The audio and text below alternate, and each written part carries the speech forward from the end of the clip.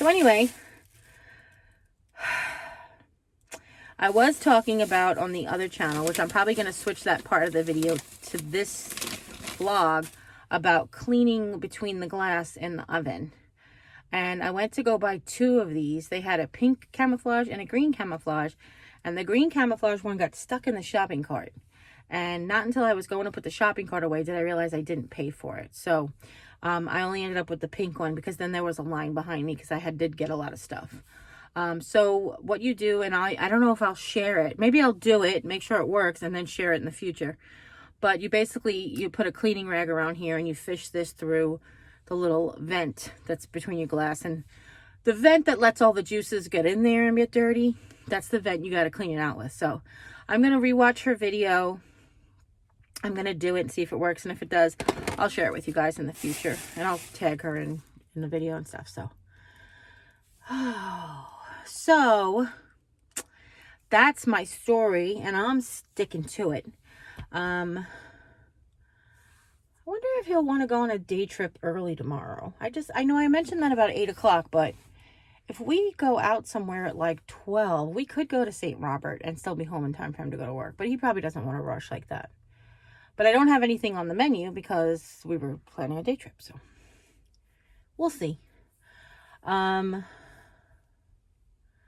Today I made a batch of French toast. I do have a recipe for French toast bake. I don't think I did French toast on my channel. I think I just did the French toast bake. But the French toast with the Pepperidge Farm sourdough, if you watch like my Walmart hauls, I talk about that. I really prefer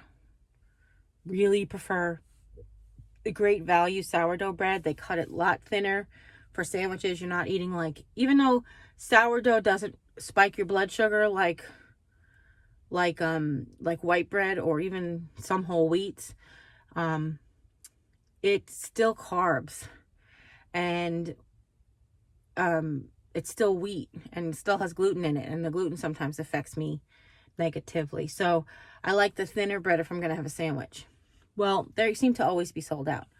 But what's really good about the Pepperidge Farm bread is that you can make really good French toast. Really good French toast. Actually, it's so big French toast that you can get away with just 1 slice. And I do like a really good soak on it too. Whenever I do that, I make like extra eggs, you know. It's good stuff. I might have shared the French toast with the cinnamon swirl bread, now that I think about it. I know, when I have all the stuff to make the crumb cake. We never made the crumb cake. We still never opened the Instant Pot.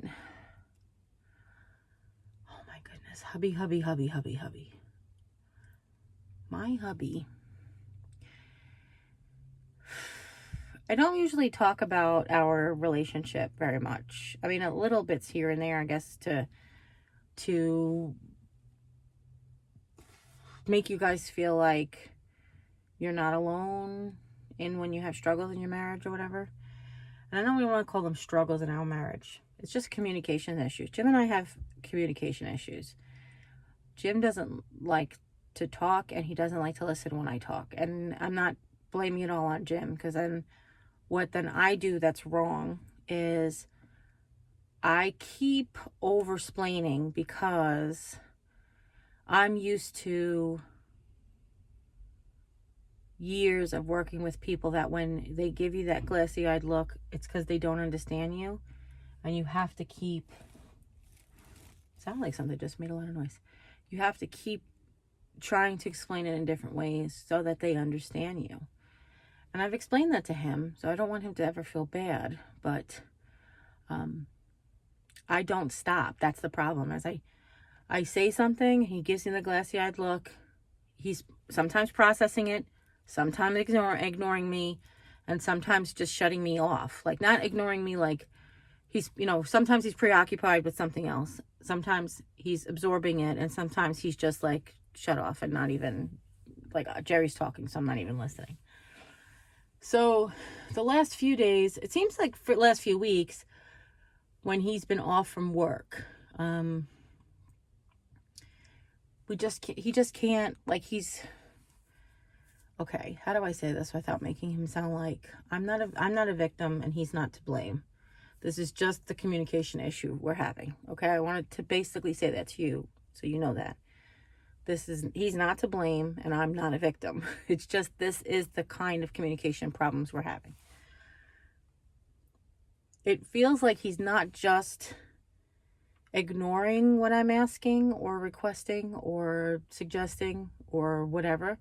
It's like he's going out of his way to do a 100% opposite. So, perfect example is, since the menopause thing started, I'm not having bladder issues like I'm just starting to pee or I'm not feeling that I have to pee. My bladder issues are, I have the sensation to going in like 0.2 seconds. I can hold it in some, but I asked him, I said, it would be very helpful. All these years I was never like, put the toilet seat down, which he should be doing. Just husband-wife courtesy. You should be putting the toilet seat down. I'm gonna rewind back to when it was him, me, and my dad and my brother. And their argument was 3 people in this house pee with the toilet seat up. I'm like, yeah, but there are 4 people in this house.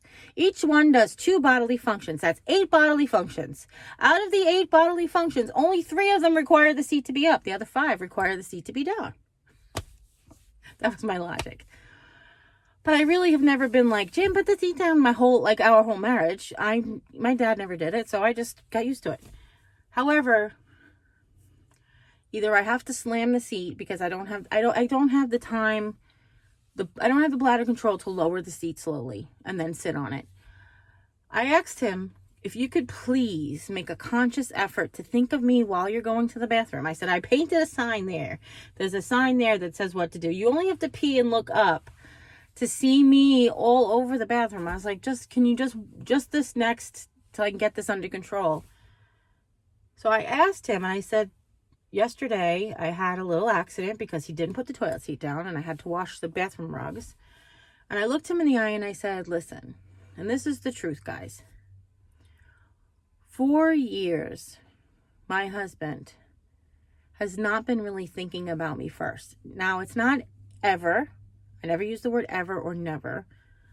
But really, like, for a majority of things, he didn't think of me for, like, the first 20 years of our relationship. Really, not quite that long. You know, he would get up to get a soda and not say, do you want anything while I'm up? So I would constantly have to ask him, which then, in a gym mind, puts it on a scale of like, oh, she's always asking me. But you never offer, whenever I get up for anything, to go to the bathroom, to check the mail, to change my clothes, to cough into a tissue. I ask him, does he want anything while I'm up? In my family growing up, that was the common courtesy. My grandmother lived with us and she was retired and she had limited mobility. And then my parents, both of them, they were older. I was really the 6th child from when they were young. So I got used to, by the time, not old, but my father worked really, really hard. And by the time I was 7, my father was 40, 8. When I was turned 8, my father was 40. So just to give you an idea, so when I was a teenager, my father was in his 50s and, just got used to being like, while I'm up, do you want anything? And they did that for us too. While I'm in the kitchen, do you want anything while I'm in the kitchen? Like, that was the thing growing up.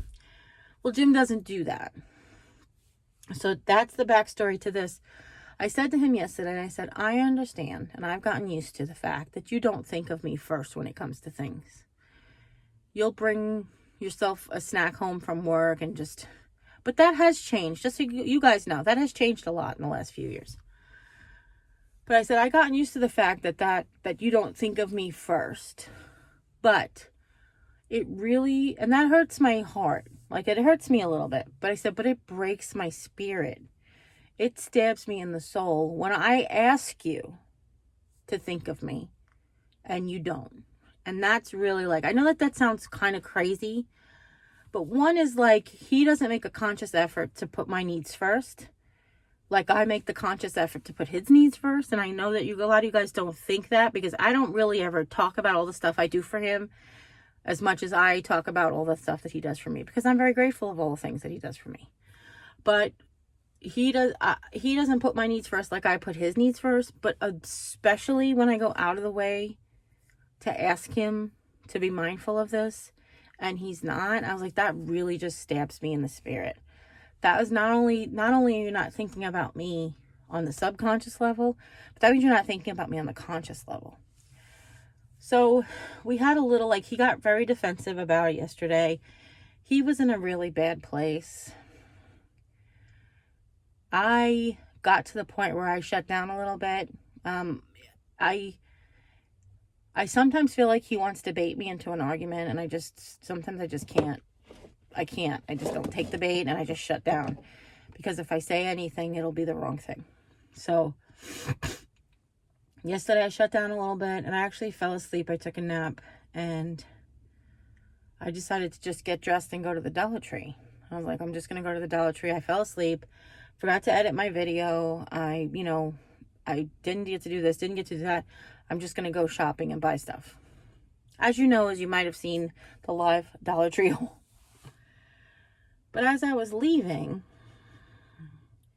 he heard me go to the bathroom, and came out, and he's like, where are you going? And I was like, I'm just going to the store or whatever. I don't even know. And he said, he came over and gave me a huge hug and started crying. And he said, I'm just so sorry for the way I've been treating you. Now, I 100% accepted his apology. Because absolutely, that's really what the most important thing is to do, is to accept his apology.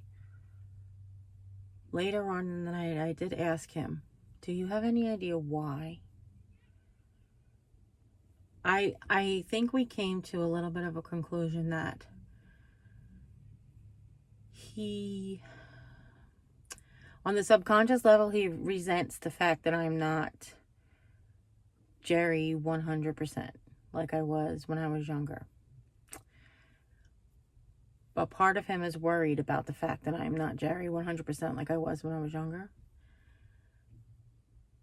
But that on top of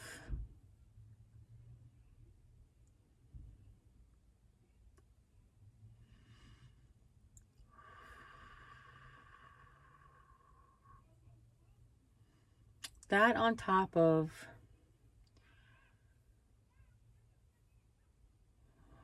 just can't say it.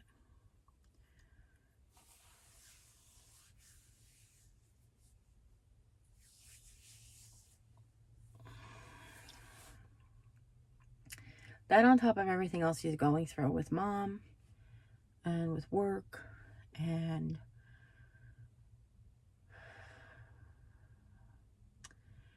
parts of him expect 100% unconditional loyalty to his craziness. It's the best way I can say it. I have always, and I promised him that I always would try to make him a better person, as I would hope he would try to make me a better person. What I mean by that is, when I first met him, he told me he was a certain way, and he wasn't. He was making that up. And he said we got to the bottom of, why did you make that up? And he goes, because that's the person that I want to be. So for the past 20 years, I've been trying to help him be that person. Not for me. I mean, I don't know that I would have. You really can't help who you fall in love with sometimes, but I don't know that I would have allowed myself to fall in love with him as much as I did if he was this person. Like recently he blurted out, he goes, I'm just an a-hole. He didn't say it to me. He said about himself. He said, I'm just an a-hole. And I've always been an a-hole. And this is who I really am. You've got to get used to it. And I'm like, well, no, I don't have to.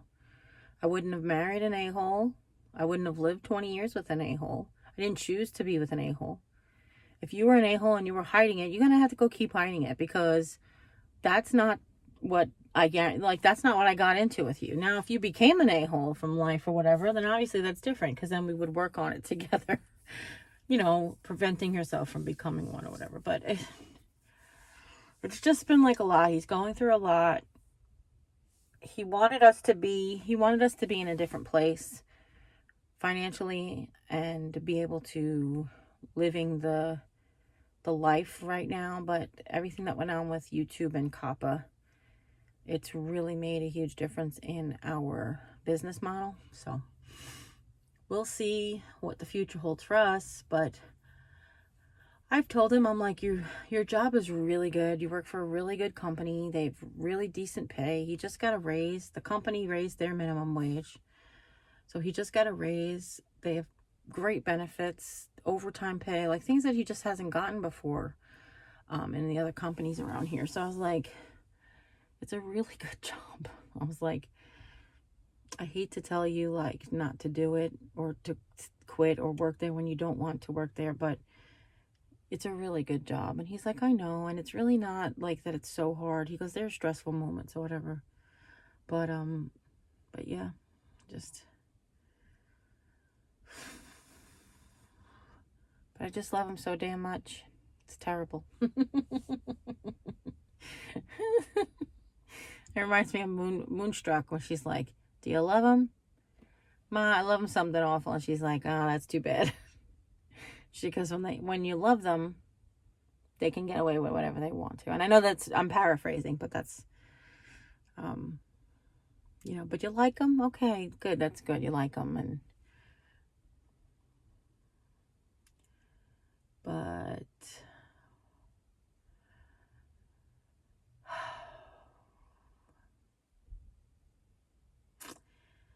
anyhow, I feel like I am really making this a really long vlog. I am. It's 30 minutes. How you doing?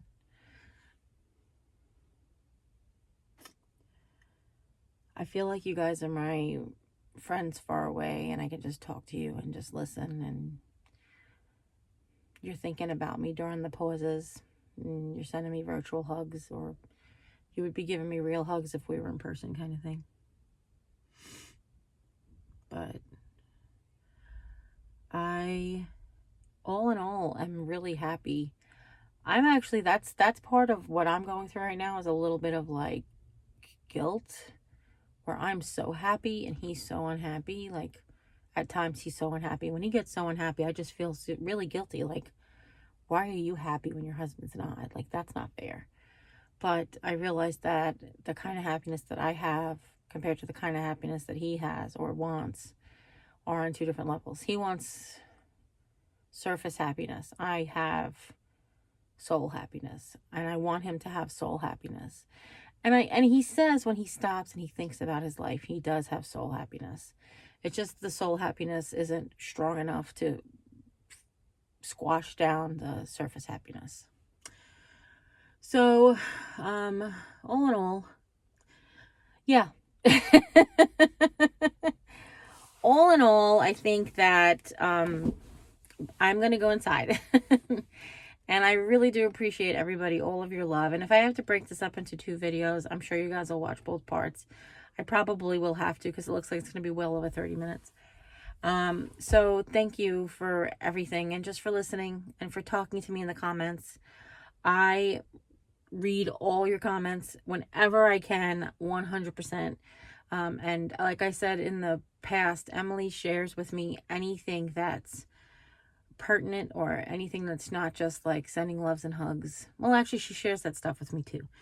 But videos like this, where I talked a lot and you guys probably have a lot to say, will be the kind of video where she's going to be like, you should just go answer the comments from the vlog the other day, because it's, it's all about you. So anyhow, love you guys, and as always, you guys take care. God bless, and we'll see you next time. Bye.